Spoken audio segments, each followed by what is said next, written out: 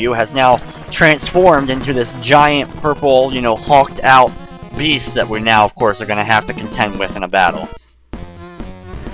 Now here we go with the Ryu clone giant boss battle.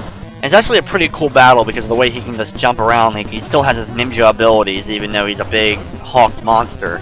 But he moves very slowly across and very easy to dodge his jumps. And his fireballs overall and shurikens that he throws out, very easy to dodge because they move so slowly and they're in a predictable pattern that, you know, after one death maybe, you will pretty much know the pattern and you'll get them on the second try, if not the first try. I think that's another reason why I think overall this game's easier than the other ones, because the boss battles seemingly are a lot easier. There's only one issue with the bosses, and that's near the end that we'll get to when I make it to the final bosses of the game.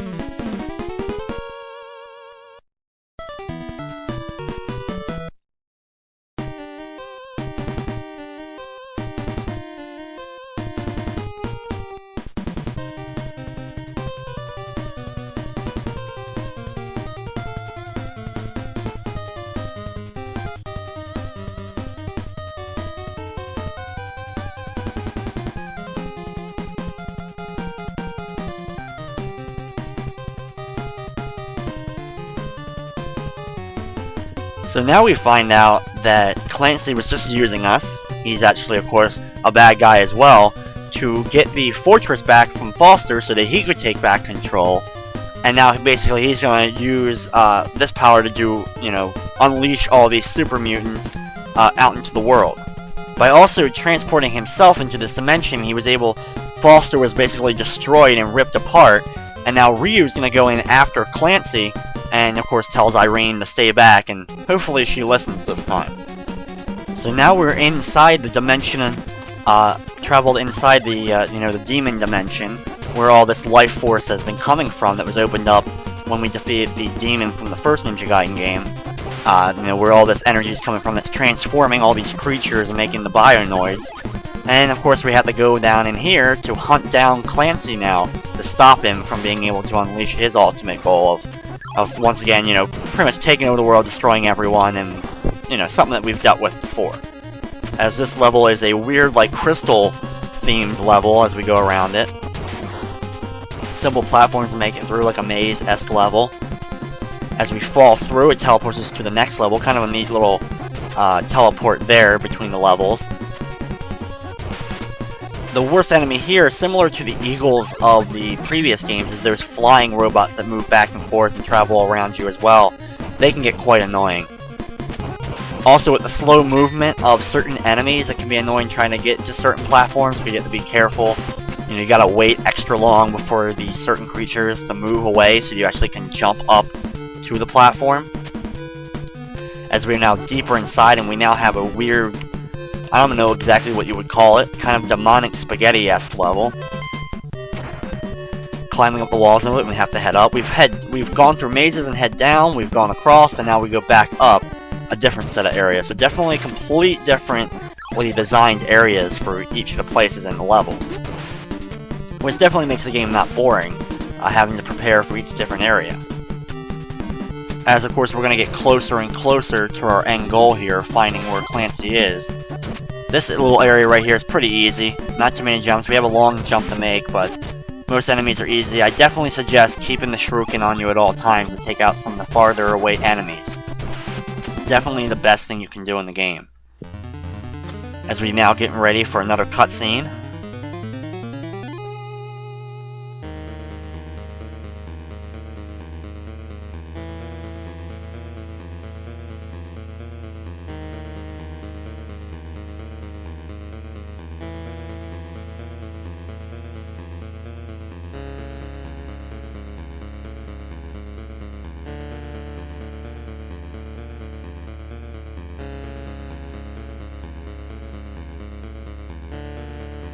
So somehow Foster wasn't killed, not surprisingly, and has now used everything from his death, and he's now been transformed into this super being that, of course, Ryu is now going to have to take out.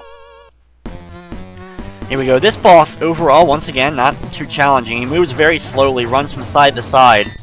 He shoots a big blast out, then runs across and hits the wall, and its rocks fall very easily, the dodge rocks, and just, that's it. You can get behind him and get a whole bunch of slashes in real quick, after only a few times of him going back and forth. Another overall easy battle.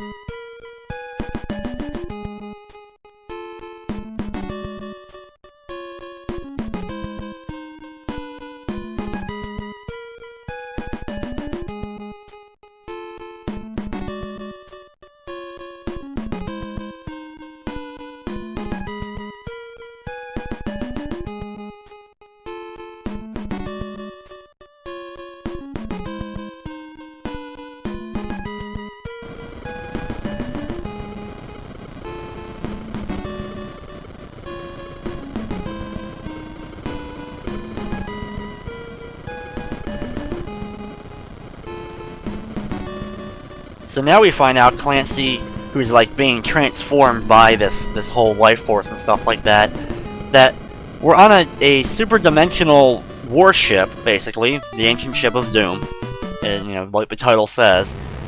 And now he's going to take this, go to the actual real world, or Earth, or whatever, the other dimension, and take over the world, start a whole new world, using these creatures and all, I guess, to take out all the humans and the human race and all that, and to be the king and leader of the world.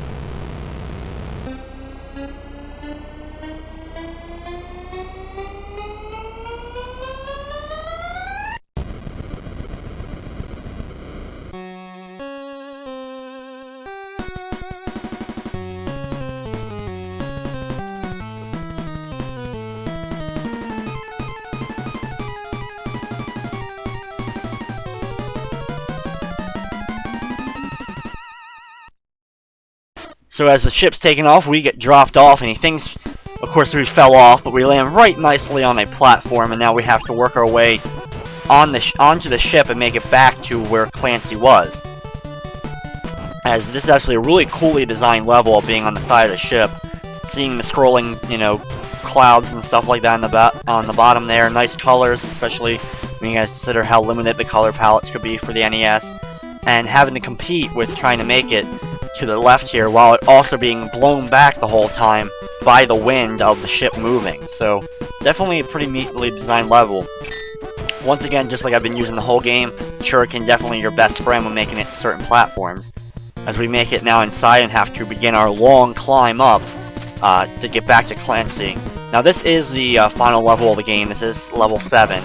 Just like 2, it ends with the 7th level. One thing about this level, though, and one thing that's very annoying, especially if you're, you know, not going for no death in the game, is that you have a time limit in all the levels. But in this level, and throughout the final boss battles, you only get 1 meter of time. The time actually goes throughout the entire, you know, that's all you have for all the boss battles. So if you run out of time, you do lose a life, which did happen to me a few times when trying to do runs of the game. Overall, though, it definitely did make me better at fighting the final bosses, because I had to fight them quite a few times with a very short amount of time left. So I was able to get pretty good at figuring out the best and easiest, quickest way to defeat them. And especially when you have areas like this, where it's slow-moving platforms that you have to wait for, it can be annoying, especially considering you know that you only have a certain amount of time to get to the top here. The only thing good is, overall, the level isn't too challenging. Once you've done it a couple times and know where these enemies are going to come out. Definitely the Eagle-esque flying robots and the little Hopper Flea-Men-esque creatures are the most annoying to contend with, but thankfully there's not too many of the little flea guys or the flying guys to deal with. Now this is definitely the most challenging part of the level, having to deal with the spikes, stopping and waiting for them to retract so that you can continue up the path. Gotta wait for them. I definitely suggest having either the shuriken or, like I have right now, the fire, in order to contend with them and knock them away when the enemies are going to be coming in closer to you when hanging on to random platforms or random walls. Make a long jump there. Watch out for the enemies, so I take them out before I make a jump, just so I don't accidentally get knocked off the edge or try to take any unnecessary damage.